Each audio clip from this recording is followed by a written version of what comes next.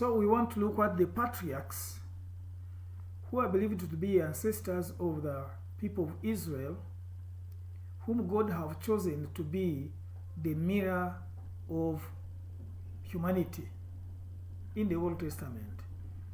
And the patriarchs, we have talked about them in the Old Testament, are the forefathers or the founders of nations, tribes, and even clans and families. So here Abraham is believed to be the patriarch of the people of Israel.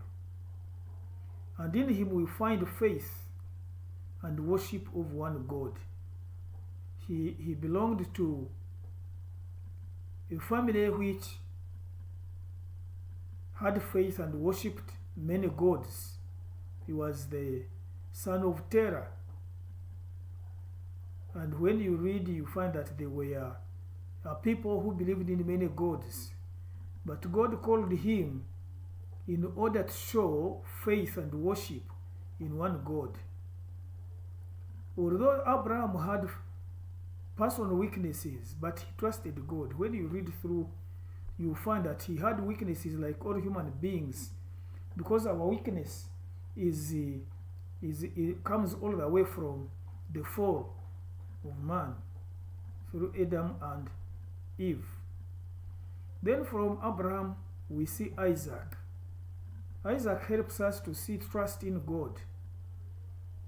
And then we see the marriage and keeping prosperity. Isaac produced 2 sons, but we have picked Jacob, who becomes the patriarch or the founder of Israel. He was not a perfect person, but also in him we find obedience according to his relationship with God. There are a number of failures committed by him, but he had obedience before God. This takes us to look at Joseph.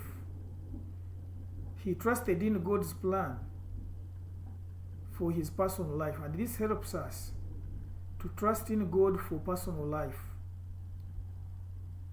Then Moses, who was called at a time when the people of Israel were seriously mistreated by the Egyptians, and he was called to lead a people of Israel from Egypt. Therefore we see a creation of a new nation through his leadership. Now, looking through these patriarchs, you will learn some specific ethical or moral teachings which can help us how to live personal lives, how we can live community lives, but above all, how we can live before God. And here are some lessons we can learn from the Egyptian slavery. First of all, we need to know that slavery is a condition of man after the fall. In fact, Egyptian slavery is a reflection of our spiritual slavery into sin. Without divine intervention, it is not possible to get freedom from sin and evil, or to be ethical. We have lived a life in a short span, about 20, 30. Most of us are young. But you can see what is happening in our short-lived time here on earth. And you have seen evil and sin, how it has distorted the way how we live. We have turned our backs against God, against our fellow human beings, even against ourselves. And therefore this is a condition which has been brought in human life because of the fall of Adam and Eve. But then, without divine intervention, we may remain sinners, we may remain enslaved. So, we find here that Moses' self-help represents man's effort to to be free from evil. When we find Moses, as reading the story, trying to help his brother, who was not a real brother but his fellow countryman, who was having a struggle with an Egyptian, and Moses stepped out to help him. This was an effort to liberate the mind and the body of the Israelites. We also sometimes employ our self-help measures to be free from evil, but we can't, because man cannot rescue himself from the slavery of sin. For example, various government institutions where we find that they have been involved in a number of things. One of them, the major one, is corruption. People have fought and struggled with corruption, but corruption has not gone. Instead, it has increased. So you look at your personal life and say, what is wrong with me? Where have I gone wrong? And the more you try to intervene using your self-help means, the more you fail. But then you need divine intervention.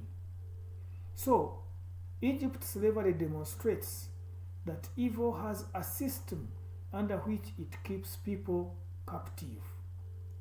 You can sit and see through your personal life and the lives of the people around you that there is a system which keeps us captive. The system. It begins when we are young at home with your peers, within your family. It goes in the community where you live or your society. It goes where you have gone to school. Because there is a system of words, there is a system of seeing, there is a system of hearing, there is a system of doing. That system brings together a complete whole system under which people are kept captive or sinners. So in this case, we drive towards what we call the Pentateuch, the Decalogue, which we have already talked about, the 5 books of the law.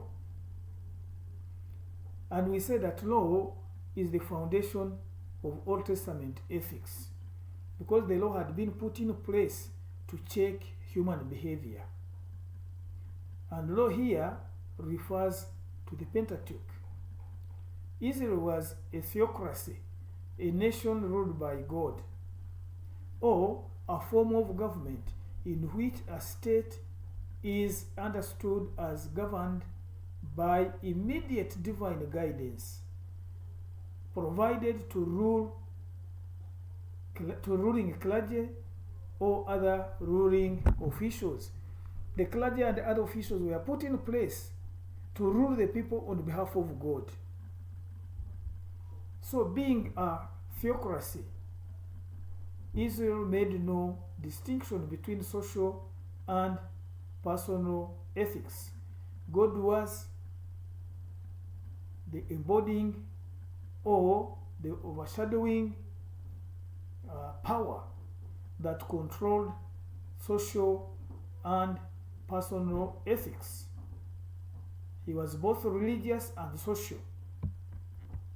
That's why the people of Israel did not have a dividing line between politics and religion, between religion and economics, and so on.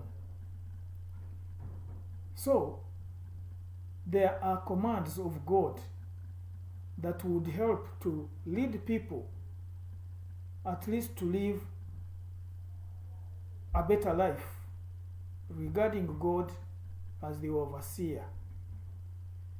So these commands are eternal, universal values, indispensable to the fulfillment of the individual and society. In other words, they cannot be separated from individual and society life. They are supposed to be fulfilled.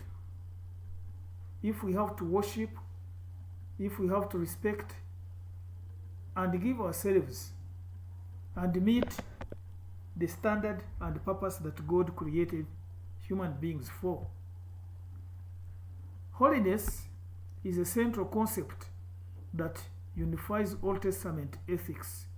Without holiness, which holiness is broad, because holiness brings the character of God, His perfectness, His justice, His righteousness. So, it brings the concept that unifies Old Testament ethics. The Hebrew word for holy is to be set apart. When you are separated from others, you are meant to be different from them. That's why we find the people of Israel were set apart from other people in order to show God's holiness. And in this case, we say God is set apart from creation. He is not this. Even if He created, He is out of creation. So God's people, the Israelites, is to be set apart as distinctive nation and reflect God's character. This would tell us that even me and you, if we say that the people of Israel are supposed to be a reflection of God's character, then for us we should be looking at the people of Israel as our mirror. And from that we should be able to reflect God's character. And if we fail to reflect God's character, then there are consequences, because there is an order we talked about. So this brings us to look at the 10 Commandments. The 10 Commandments were given on 2 different tablets of stones. The first stone consisted of laws of reverence to God. The second one was reverence to man, which we talked about as laws of protection.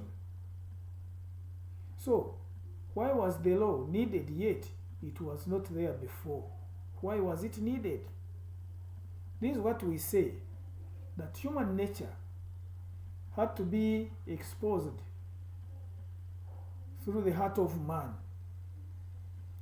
Law cannot make man good or change his heart, but the heart can reflect what is human nature. What comes out of the heart is what human nature lives, and therefore it can portray who we are.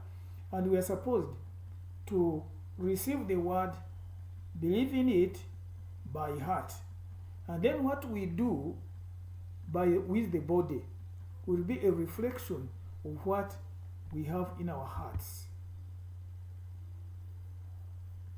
These spell out duties to God, especially the first tablet.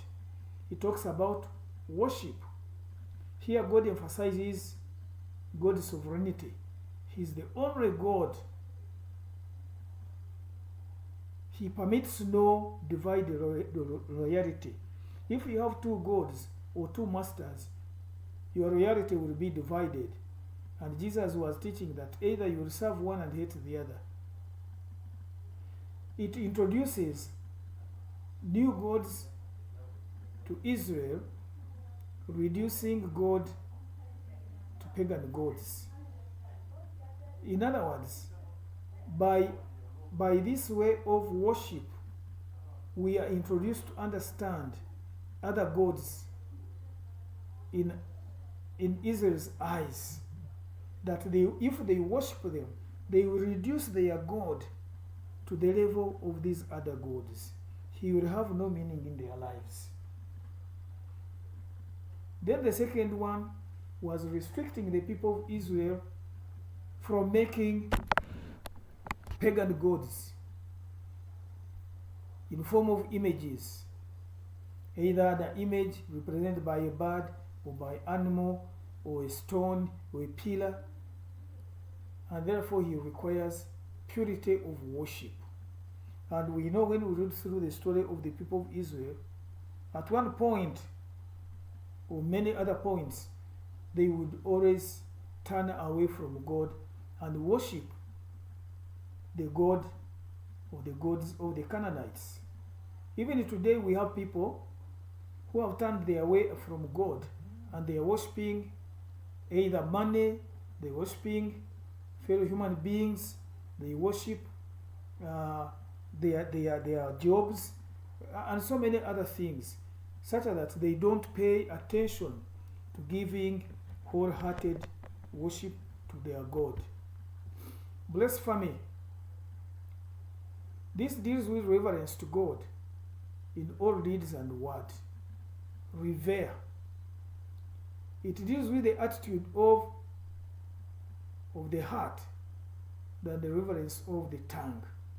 What we say should be relevant in relation to what the heart has. But when we have the word which is not in relation to what the heart is, then it becomes blasphemy. He says, you should never, at any cost, swear in the name of God in vain.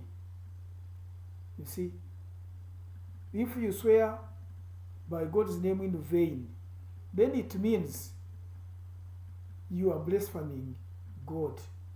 This is very good for you lawyers and health practitioners who mostly take oath. Lawyers, you take oath to defend the truth. Healthcare practitioners take their oath to protect life. But when you go back and you look at it, there is a lot of lies in courts of law. There is a lot of degrading life among health practitioners, and yet we have taken an oath. So, this is the third commandment, which forbids misuse of God's name, prohibiting being untruthful in all our deeds. Then we have the fourth commandment, which we talked about, the Sabbath. Keep the Sabbath holy. This means the day of rest, God's day of rest, which He requested us also to give respect. God rested on Sabbath. When we do the same, we are being like God, or we respect God. And that is what we call our duty. But also under that one, we have the fifth commandment of honoring our parents. Honor your father and mother. Honor means taking parents seriously. Because here God put our parents, which of these will be a parent tomorrow as a father or a mother, and you take the same role like God wanted. That your children should honor you. And if you don't honor your parents today, don't cry out tomorrow when your children do not honor you. So children are to take care for aged parents, because there is a reward which He says long life. We have to respect our parents because they stand here on behalf of God. We see them the way how we should be seeing God. When you honor our parents or your parents, at the same time you are honoring God. Duty to man. Do not kill. Do not kill. This embodies the universal principle of sanctity of human life. Truly aspect of divine nature of life. Life is divine. You should not take away. And in some cases say, do not take away what you cannot bring back. Don't take away life because you don't have any capacity to bring it back. It is a universal principle of respect for life. Do not kill. Do not commit adultery. This expresses the principle of sacredness of marriage, before and even after. Engaging in sex before or even after. Do not steal. Stealing refers to direct or indirect theft.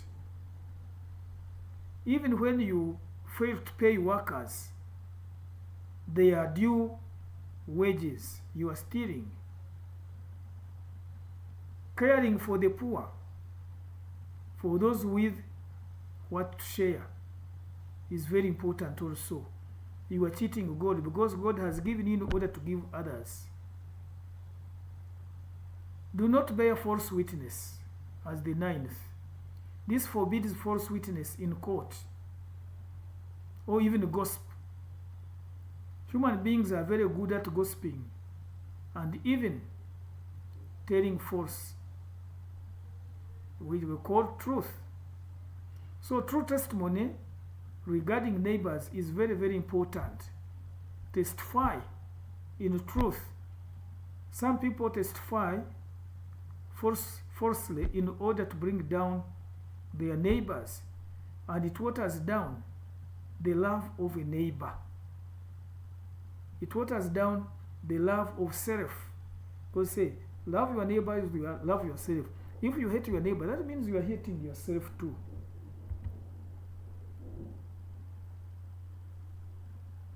Duty to self. Do not covet.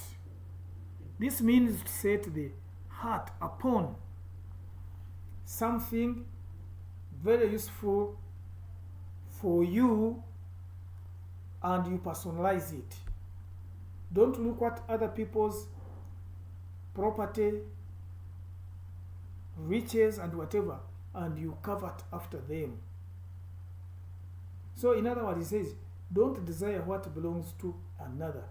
It might be a wife, it can be children, it can be a house, it can be a car, it can be anything, as long as it belongs to somebody, does not belong to you.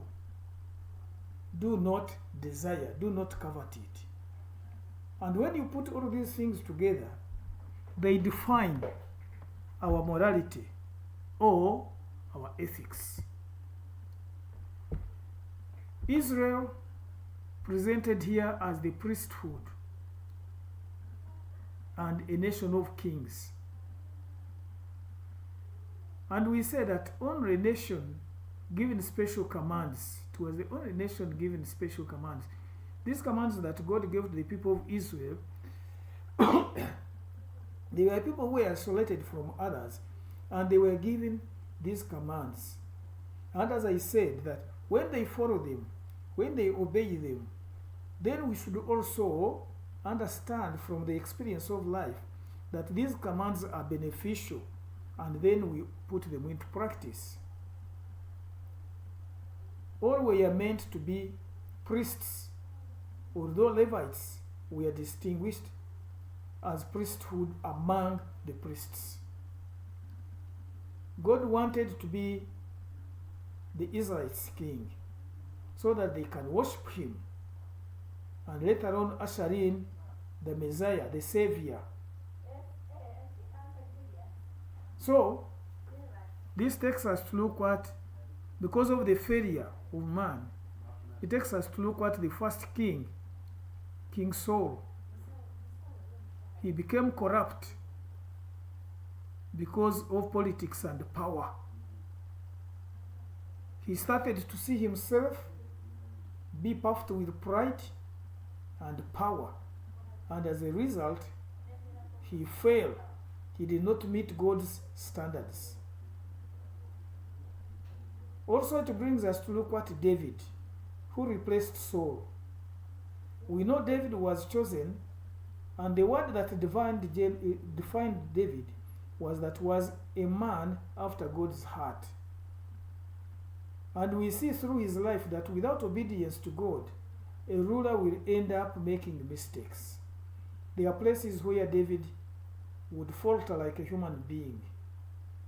But we know that David is acknowledged to have been a repentant person.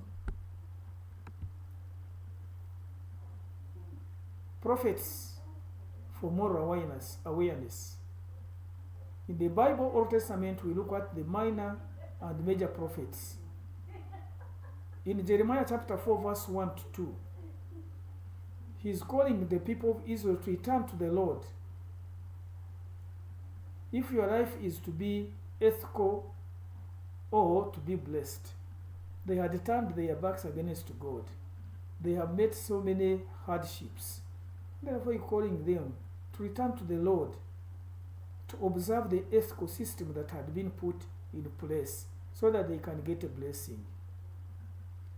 The ethical role of the prophets was to make people return to God, to remind people of the commandments of God, and remind the people of the consequences of sin. You may act as a prophet, or you can listen to what the prophets have said in the Old Testament, with the mind that you are calling people to return to the Lord. You are reminded of the commandments that can keep you on the track. And you are reminding the people and yourself the consequences of failure or sin. In this case, we say, sin and evil shall not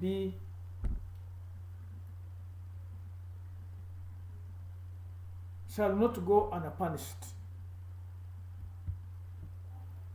In the conclusion, we look at the major lessons from the Old Testament. That life and the universe were created by God, and the Creator has a purpose, and the scriptures are the manual by which humans should live their lives. So the Bible helps us to understand what God wants us. Why did He, first of all, in the first place, create us? If He created us, then there is a purpose, and that purpose should be fulfilled. And to know about ourselves and our relationship with God, then we read the Bible, because it is the manual by which we can understand our assignment. Secondly, each nation exists as a whole for a given purpose, which the leaders must find out and ensure that it is fulfilled. When you become a leader, whether it is a leader of a nation or a group of people, know that there is a purpose why you have been made a leader. Find out and ensure that the purpose is fulfilled. If it is not fulfilled, you will be responsible, much as the people will be responsible, but your responsibility will be greater than that one of the people. So as leaders, we must ensure that we fulfill the purpose why God brought us into the world.